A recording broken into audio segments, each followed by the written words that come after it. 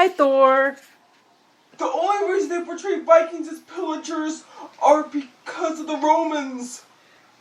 They were fishermen. They were explorers.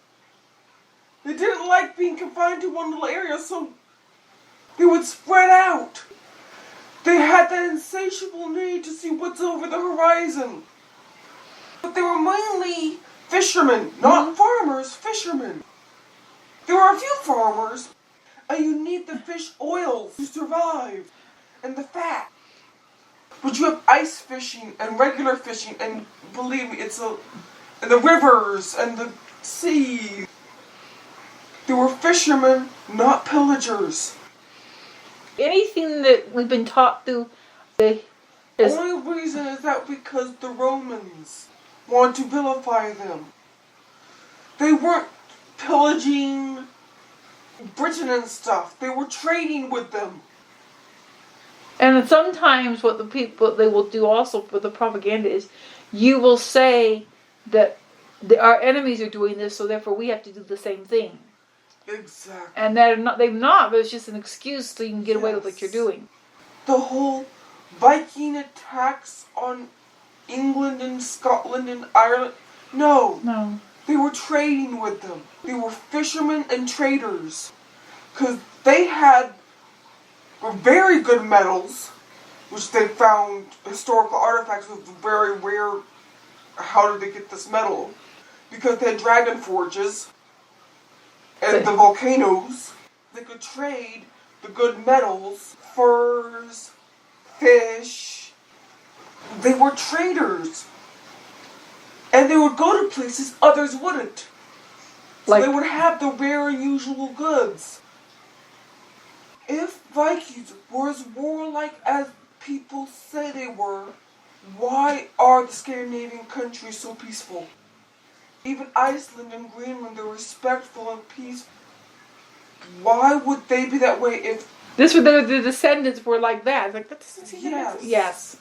But if you look at Western cultures, descended from Rome, that's what they're more warlike. Canadians are known for being nice people. There were some Vikings in Canada. They didn't get to the U.S. part, they got to the Canadian part. The Vikings never got to the United States America. They were just up in the Canadian area. They never came down here this way. No. It's too warm. And the currents don't flow that way. The Vikings worked with the currents. That's how they could travel so far so quickly. Reading the currents. Don't the island peoples in the Pacific, they know how to read the currents? Yes. But they read it differently. They have their own techniques. Actually, you know the big curved crest on their ships? Yes. That was to help read the currents. It wasn't decoration, it was almost a current compass. Oh. It gave them a stable point to see which way the waves were moving. A visual eye line. Interesting. Are there any people today that know how to read the current the way the Vikings did? Very, very, very few. And they're like the native peoples. The Inuit could read the currents. Mm-hmm.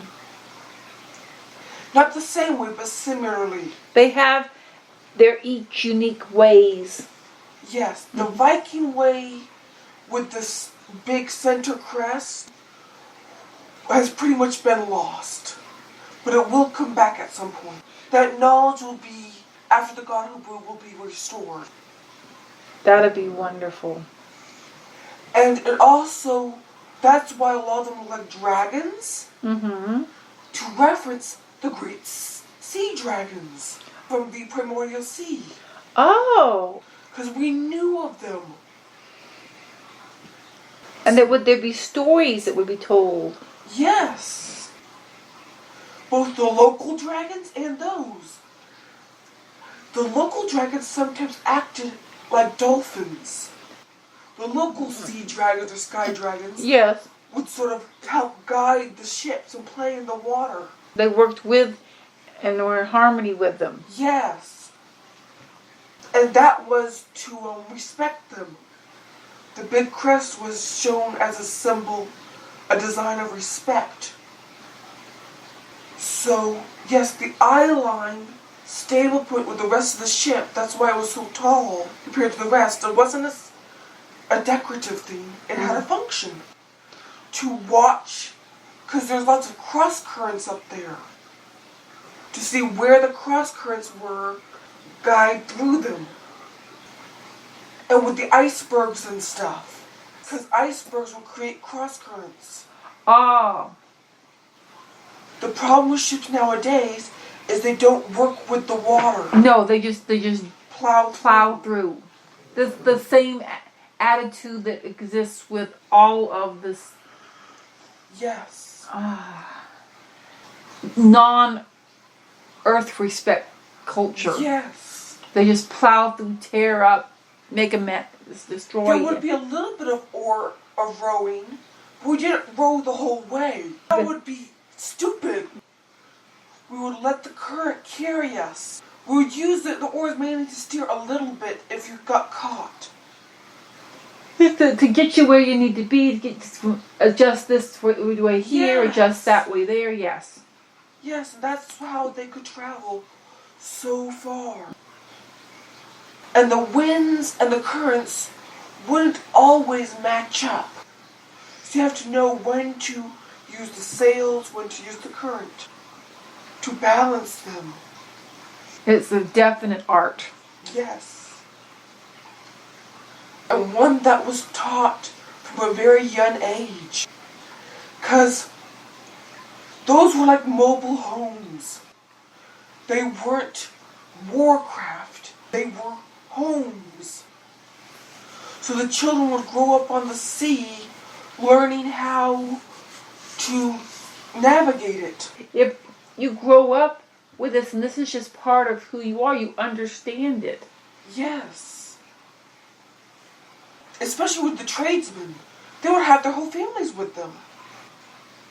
Because, I mean, you wouldn't be just gone for, say, 6 months or 9 months No. at a time. It wouldn't be a family anymore. No, family was extremely important to the Vikings. The grandparents, the aunts, the uncles, the whole clan, which is like extended families and adopted siblings. In colder climates, you need each other. Yes. You can't just push some over to the side and they'll be okay. Everybody needs each other. Yes. So, and sometimes the fleets of ships would just be a bunch of families going off together. They weren't fleets to conquer. They were, okay, it got a little crowded where we were. Let's take the family ships and move out. And sometimes the family ships became their houses turned over. Ah! The roofs. Oh, so wherever they got to, wherever they found the place, okay, we're gonna just set up and live here. They just use the ships as the roofs for wherever their new place, like say they moved to Greenland. Yes. Like, hey, we found this land, we found this place. So it's much easier to build with. You have something already sturdy, waterproof, Yes. and you can build up from there. That makes complete sense. Because a lot of the houses had that similar design. Yes. Because that was their boats. And when they got ready to move off again, because they were restless or whatever, they just take the boat down, flip it over, and there we go. That's what I mean by mobile home. Very, very interesting. You can even see some of the designs still carrying over in some of the Nordic houses and stuff, with that beam that sticks out the front, that has a dragon on it. That is a carryover. They've used more modern techniques and stuff, but it's still a cultural... That's who they are. That's what they're comfortable with. It's like... their cultural identity. They culturally know deep down somewhere there's a connection there. Yes. This is this, and this is home, and this is how this feels. And that's why there's so many villages and towns near the water, not so much up in the mountains. So you could travel easier and trade easier and fish and stuff like that. When it came to hunting with furs, we were respectful. It was always done respectfully and used everything. No waste. Yes. Just like Native American. And we didn't do a lot of hunting. It was mainly fishing. A very big fish diet. And the furs would be passed down through the generation. It was not just used and then just tossed out or whatever. It was used Yes. and used and used. Picture the earthen walls with a boat on top. That's basically what their homes looked like. Because it would keep them warmer in the winter. We didn't cut down trees to build houses. We would use stone and then clay on the outside. Heat and cold doesn't travel well through them. Like it does through like wood. So it would be more temperaturely regulated, which is what you need up there. And the snow would fall around it. Yeah, and insulate it even more. Yes. Yeah, I know that even here, the native homes in this area, they tended to be dug down into the ground. Yes. At least like halfway dug down into the ground, like on a hill dug down, so that it would keep them cooler in the summers and keep the temperature regulated. Most native type homes are something of a similar type of makeup. Sandy, clayey mud. I would say we, because I would help guide them. Yes. Put it on both inside and outside, and then you sort of put a little on the edge of the boat to help hold it in place. And then you have a quick, easy home. And when you leave, it just all goes back. Yes. It's just a pile of rocks and dirt. There's no, you haven't destroyed or disturbed anything. Yeah. Or destroyed anything. And if your family gets bigger, you just add some more. I think this has been a good conversation. It's been an excellent conversation. It has definitely brought me to a very peaceful, beautiful place. Easily, I'm going to use this word, drift off to sleep. And a lot of the storage would be in the boat because of the levels in the boat. When you flip it over, the floor becomes the roof and the roof becomes the floor. Yeah. You just build it solid in all directions and then you can just do that. Yeah. And the reason why they show shields on the outside of the boats, that was to block the water coming in through the oar holes. Ah. Like the waves and stuff. Yeah, so the boat didn't flood. Because you would only use the oars at certain times. The other times they would be pulled in. You only put the oars out when you needed to adjust something or do something for a little while, but other than that, you need to have those holes covered up. Yes. And they were very good decorations too. Same for when you turned it up on the roof. You put them on the inside then. Their decoration, they added a little bit of extra insulation and... Yes. They weren't shields for war. They were like shutters. And there would be like a seal around it. Oh. Both for when they found them historically, that had deteriorated away because it's been so long. But yeah, there would be like a almost epoxy-like seal. That's the closest thing you would know of. It wasn't epoxy, but there was like a seal, so it would sort of suction in to keep the water out or the weather out. But you could easily remove it if you needed to. Think of them as like suction cup shutters. It's not difficult to remove them if you're trying to, but because of the way they're made, they want to stay there. Yes. But that part of it deteriorated away after hundreds of years. Yes, that's deteriorated away, and people didn't have that knowledge about it. Once they stopped using it, it disappeared. Yes. And you would put another layer on every so often. Like sometimes if you have a suction cup on something, a suction cup can come loose and you have to readhere. You would scrape off the old and put some new on. That's how it worked. It wasn't meant to be a permanent thing.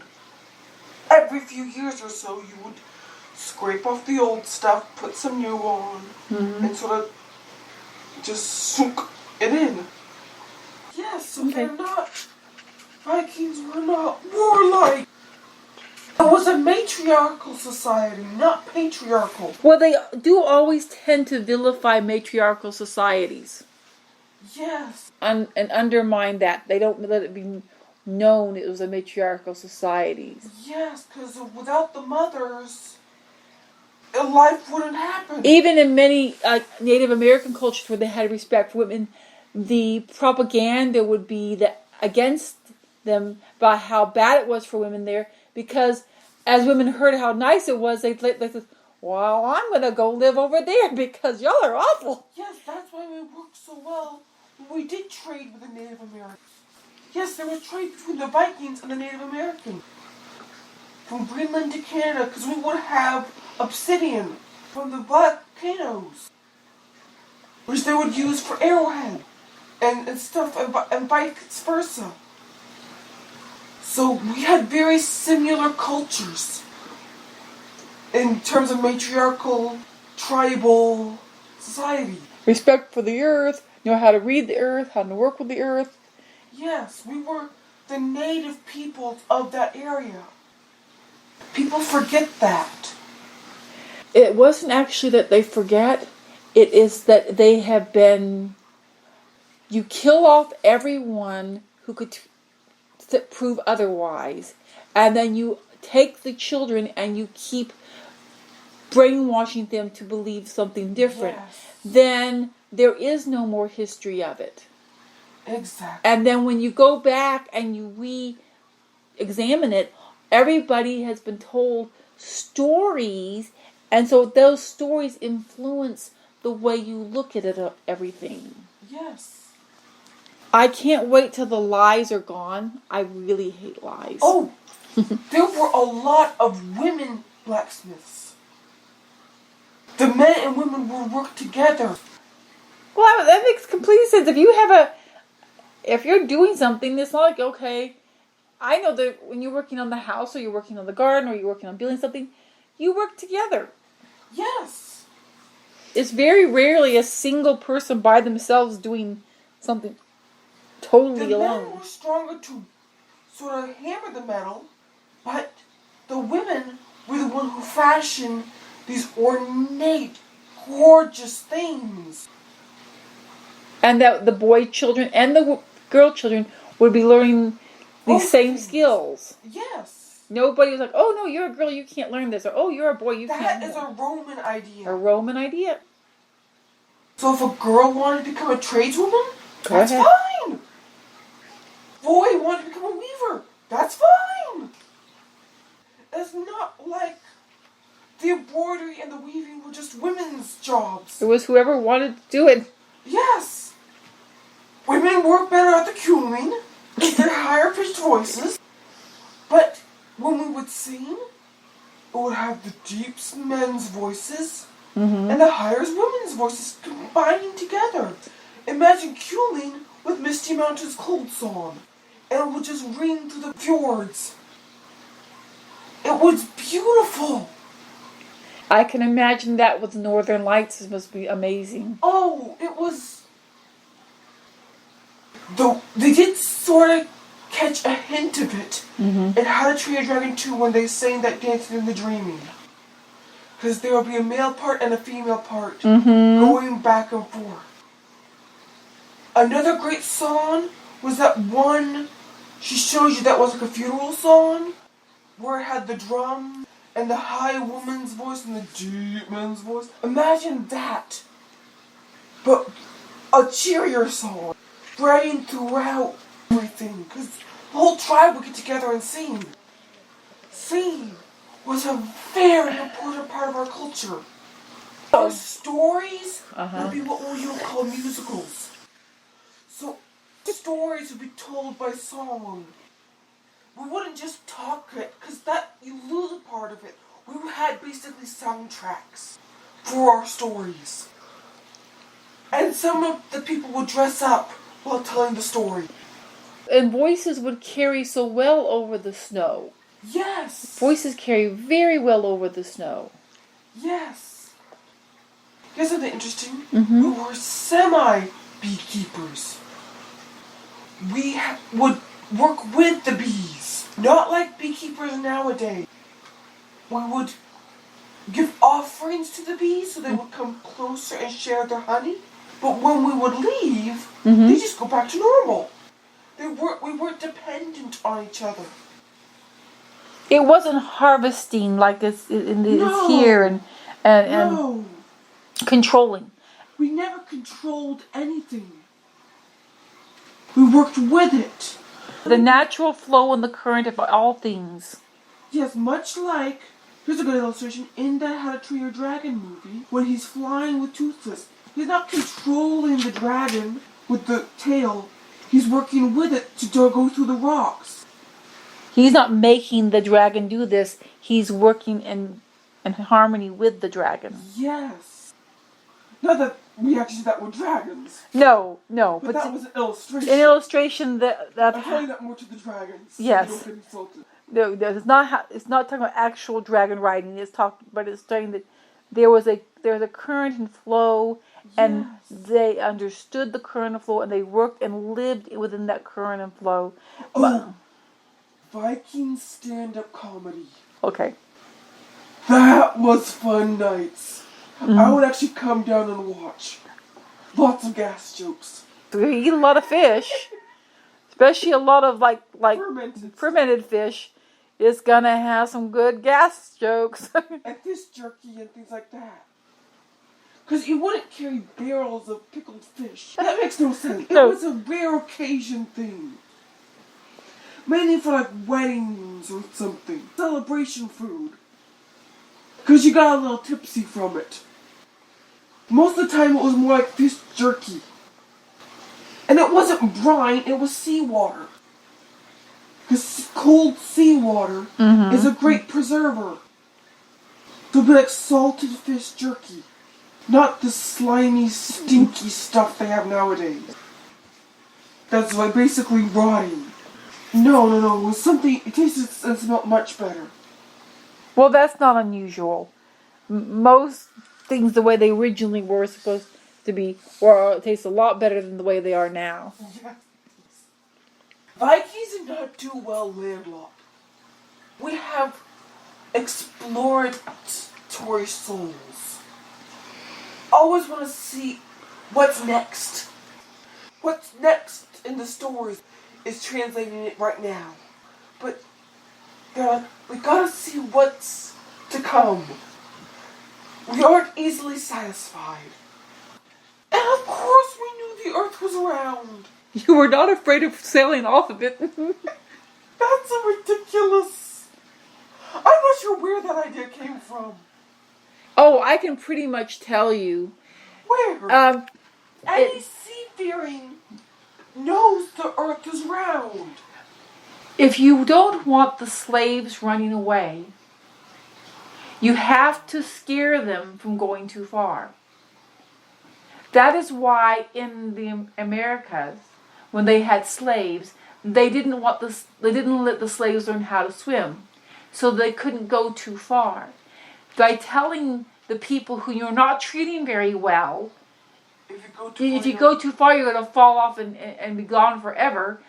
That keeps them from trying to go away too far, from getting too far away. Oh. Here's another thing. The Romans had slaves. We came across them. We adopted them. We didn't have slaves. We had adopted children or adopted cousins. There were so many adopted cousins. That's the closest word you have. Yes. We had a specific word for we're not related, but they're part of our family. Like slaves the Romans took from Africa, we adopted. So we weren't all blonde hair, blue eyes. We had a large range. And there was intermarrying between us and Native Americans. And that would be another reason they would have vilified you, the Vikings, more. If you were freeing their slaves, they want the slaves to be afraid to interact with you guys. Yes. We were bigger, we were stronger, and we were kinder. And you could go places they couldn't go. Yes. And so they had to keep people and we would terrified. Teach. Yes. We would teach them like our own children. We weren't illiterate. Of course not. Everyone knew how to read. Everyone knew how to write. We just had a different alphabet, which is much easier to read and write. Well, it has to be. This one's awful. Yes, the runes have no one for C. You have S or K. But yes, I know of certain people who adopted large groups of Africans because had been taken from their homes. So they gave them a home and they were sorry they couldn't bring them back, but they gave them the best life they could. Well, bringing them back to where they were taken from would only make them likely to be taken again. Yes. So we were very protective. The whole swords and axes and battle instruments they saw, those weren't for battle. Those were for protecting our families from other, like Romans. We didn't have those until we came in contact with Romans. Only created those to protect our families and the ones we had adopted. They were freeing implements, not conquering implements. If you notice, everywhere that culture spread, the people, the everything about them became scareder, angrier, fightinger. Yes. And then they would always and demonize after them. we came in contact with the Romans, we went farther away. We went to Greenland. We wanted to get away from the evil. I don't use that term lightly. No, I don't use that term lightly. But the Romans were evil. The Romans were evil. Cultures that grew out of it Are evil. I say this is something that's evil. I'm not exaggerating. There are things I personally dislike, but I don't call them evil. That's exactly what Romans and their cultures descended from them. They did. Yes. I don't like it. It's evil. But God who's going to take care of it to its core. Yes. To its very core, every bit of it is going to be gone, Yes. gone. Yes. Okay, now I think we're good.